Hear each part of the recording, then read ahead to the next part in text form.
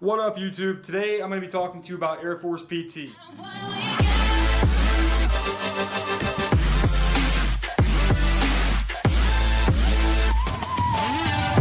Alright, so a lot of you guys might be wondering, hey, what's Air Force PT going to be like in basic training?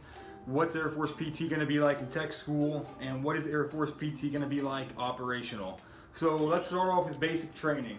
So if you're going to basic training through the summer months, then you're going to be doing PT in the morning, bright and early. You're going to be going out. You're going to alternate. So one day is going to be cardio, the next day is going to be a strength training day. So you're going to do that on an empty stomach, fresh right after you wake up. Everybody's going to get on the wall, fill up their canteens, and roll out of the dorms. Go down to the PT pad, and then if it's running day, most of the time they're going to have you do, I think it's 27 minutes self-paced, and then they're gonna have you do sprints before you do your self-paced run.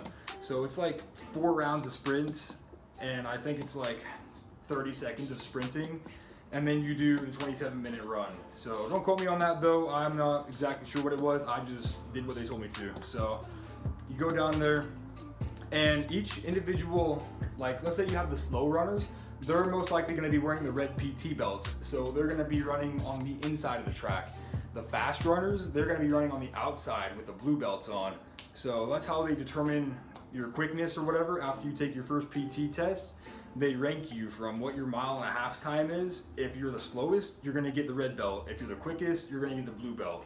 And that's just so they can keep you in your lane, so that way you're not running in the same lane as a slow person is, or if you're not running in the same lane as a fast person is if you're slow. And that's basically how PT is in basic training. On strength days, you're gonna do your push-ups, sit-ups, pull-ups, just random shit like that. So that's what PT is in basic military training.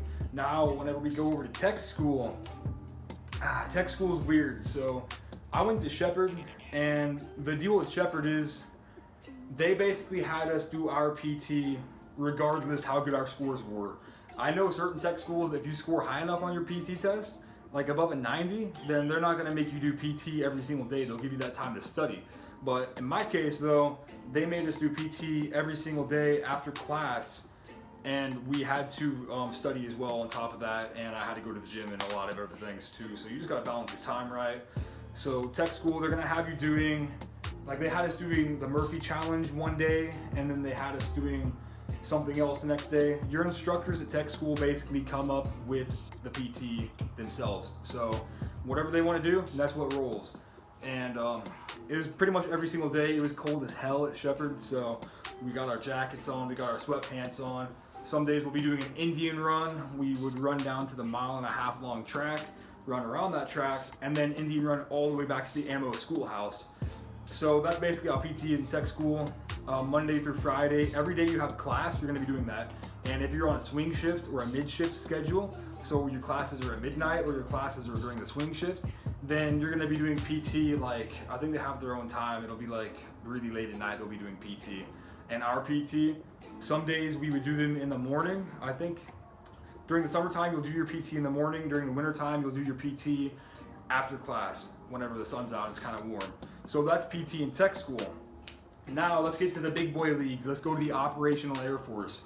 So I'm operational, and we just recently had somebody in our shop fail their PT test. So now we're all required to do mandatory PT after work Tuesdays and Thursdays.